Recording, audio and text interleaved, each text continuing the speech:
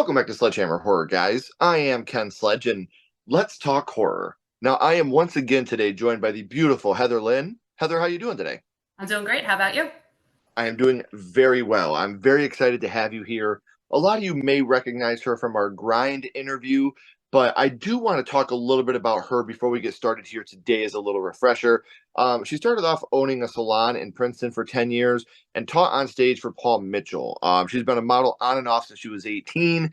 So, like I said, going from owning your own business to really capitalizing on the modeling and acting, what was it like making that jump for you? From the salon to modeling and acting? Yeah.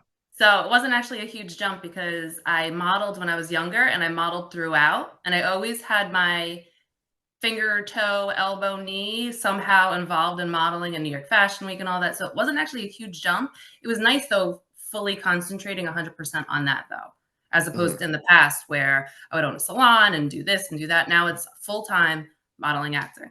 That I love. Right.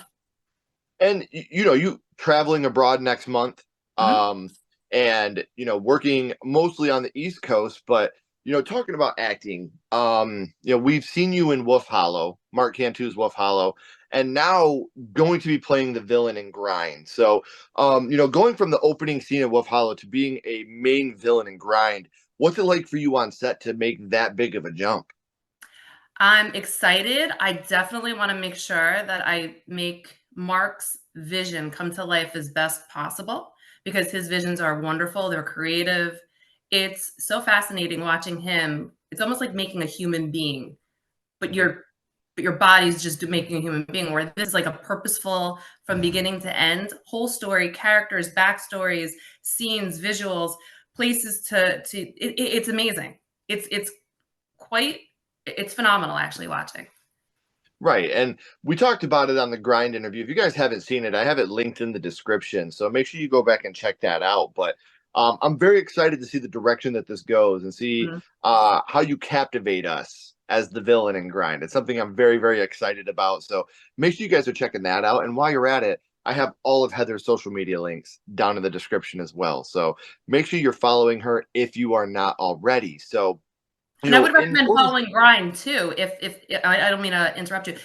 Follow Grind as well because we're having fun little updates here and there. I know Mark just posted a couple promotional pictures that are really fun and entertaining. Yeah. And again, don't have to go far because I promise you those grind links are right down in the description as well. And you guys are going to want to keep up to date on when this film is going to be dropping, where they're very close to the actual production side of things. I'm very excited to see what they're going to have in store for us. And by the time this episode airs, there's probably going to be a lot more updates. So click those links in the description and join that family as well. So, Heather, in order for you to have a life in horror, whether it's horror comedy, Wolf Hollow, Grind, in order for that to be a part of you, horror had to start for you somewhere. So now, love, I would like to go back to the past and talk about what it was that got you started in the horror genre, your first horror movie. And Heather, the first horror movie you watched was. Jaws. I know it's a And very common one, but it definitely was a doozy for me. So well, that's the thing. I think those movies are so common because it's the truth. Like that's what we were watching, and that's the things that really got a hold of us as people. So, do you no pun remember about intended. how old you were? What was No that? pun. I said no pun intended. Yeah, yeah. Boom. Um, but do you remember about how old you were the first time you had seen Jaws? Oh my gosh, I must have been like 4 years old. And you're already, water is already foreign, Uh-huh. and then to add in this big giant monster in the water, especially to a child who is just now starting to experience that type of thing, it's got to be a traumatic experience. I get it. I watched it very young and I still don't like water to this day. So, Same. do you remember who you were with when you watched it? So actually, my parents had it on TV, and I was pretending to sleep next to them. It was down in our living room, and I was pretending to sleep, and I was watching from underneath my blanket. And they went upstairs thinking I went to bed and was like sleeping on the couch. And I watched the whole movie from like underneath this much of my cover, and I'll never forget that. So I was by myself. And again, like, because especially movies like that, like they have, even children aren't safe in Mhm. Jaws. So that's one of those things where, especially as a child, we relate more to the kids. So when you see that a child is not safe, you feel like you also are not safe when you're watching a movie of that caliber. So Jaws still to this day is a very effective movie. Has a lot of effective scenery, a lot of effective quotes that people still use to this day. But do you remember which scene it was that affected you the most on that couch? I think it was just from the beginning, the opening scene, to not knowing what was underneath. And what was very fascinating too is you don't actually see the shark until all the way towards the middle end of the movie. And that was, I think, a purposeful, strategic filming point from what I understand. Like there was like this buildup of like, what is it? What's there? Your imagination, although it's also reality at the same time, it really can happen. So I think that is what always plagued me, is looking at the water, wondering what's under there. Well, and I think that's a big part of it too, because there's nothing scarier than what happens in our imagination. And not Mhm. only that, but when you're talking about this shark, I think especially with a villain like this, less is more, because if you have it in your face the whole time, you're really desensitized to it by the second act. So by not seeing it, it really does up that anticipation and up that anxiety for when you finally do see it come out of the water for the first time. Mhm. Absolutely. And yeah, this movie, like I said, whether it's quotes like, You're gonna need a bigger boat. or one of my personal favorites, Smile, you son of a...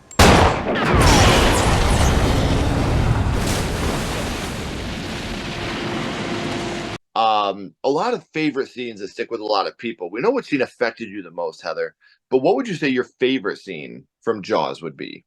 When they were underneath the boat and they were talking about like the war scars, there's just something so charming about that. I don't know.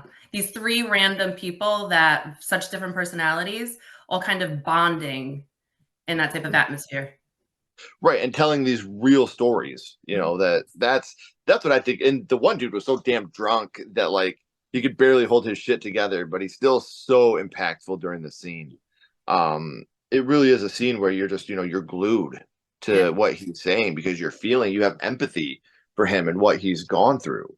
Um, and obviously, not a lot of kills in Jaws, but every kill in this movie is super effective. Again, this is a movie where less is more, and they deal about, quality over quantity. But were any of the deaths like really stuck out to you more than the others? Do you have like a favorite death in this movie? I think the one right after that, when he was trying to, I guess, whatever with the shark, and then Jaws kind of bit him in half, and the blood starts coming out of his mouth. Oh man, Yeah. because you kind of wanted to see him make it to the end. Hmm. You're kind of rooting for him in a way. Yeah, and that's one of those deaths where I think it's almost a shock too, because you think that he's the one that's the most well trained and he's dealt with this the most, so Mhm. he's probably going to be the one that knows how to handle the situation the best. And unfortunately, that is not the case. And as we know, Jaws is now has been for a while, but it's a franchise. There are four films in the Jaws franchise. Whenever I talk about a franchise, I always ask, which film would be your favorite in the franchise? Oh, the first, obviously, 100%, hands down, easily. See, and I Definitely. do got to say, I'm the same as you. Love the first film. I think the second film is extremely overrated. I think people that if you guys haven't seen Jaws 2, go check it out. Extremely underrated. Still a great story, a lot of great characters, very good practical effects. Love Jaws 2 just as not just as much, but I do love it a lot. I think it's an underrated sequel. Yes. Um, Now, obviously, this is a question. I think I know the answer, but I gotta ask. In Hollywood right now, especially remakes, requels, sequels, that's kind of all the rage. People love to do a good remake or a good requel. Is Jaws a movie you would like to see remade today? I don't think so. Hard pass. I really Hard don't, not pass. at all. Hmm. No. I've said since the beginning of remakes that I can remember, there's two movies you can never ever touch, in my opinion. Jaws being one of them, the other being Back to the Future. Can't touch either one of those movies. I think they're perfect the way they are. No amount of restorying or retwerking, nothing's going to fix them because there's nothing broken about them. So just Yep. leave those movies the hell alone. I agree. I am curious to see how the new Beetlejuice is, though. I would like to see that. Oh, I'm very excited about that just because of the returning cast. You got Michael Keaton coming back, and Mm, because they're continuing the story. They're not trying to retell the first story. mm. This is, years in the future, and that's what I'm most excited about. I think it's going to be great. I'm excited. I like what they did with the title too, Beetlejuice, Beetlejuice. I thought that was cute. Yes, I think that's great. I think that's Yeah. perfect. Yeah. And I love the poster when it's got him looking at the Secretary of State ticker, like when he was in the movie and he took the number. I think that's perfect. Like Yeah. enough Easter eggs for people that love the original, but still, you've got Jenna Ortega. She's in the film, so she's going to be absolutely great playing Winona Ryder's daughter. I just think she's going to absolutely kill it in this movie too. So my excitement level for this movie is through the roof. If you can't tell, I love Beetlejuice. I'm very excited to see what they can do with this film. Same. So Heather, we talked about your first horror movie, being Jaws and what that movie means to you. But here for a second, I do want to throw a little bit of a curveball at you. Okay. My little buddy Ghostface is here, and he has a question for you. Okay. What's your favorite scary movie, Heather? What is your favorite horror movie of all time? Of all time. I don't know if you've heard of it, but Hellmaster from I think it's from the 80s. Yeah, it's probably my favorite that I can watch once a week. Well, I am going to have to check this movie out because now I am very intrigued. So, very 80s, very, very 80s feel, very 80s effects and everything, which I love. That's my favorite. I'm all about 80s. I'm all about the 80s. That's what I grew up with was 80s horror. So I could definitely go back and check that out and be extremely happy watching that. So again, we've talked about your first horror movie and your favorite horror movie, and as always, it's such a pleasure to have you on. But before I let you go, we always bounce back to the same question. We're going to go back to Jaws, and what we're going to do is rank this movie on a skull count. Now, Heather, we're not ranking this movie on acting, production, score, direction, nothing like that. We're not being critics.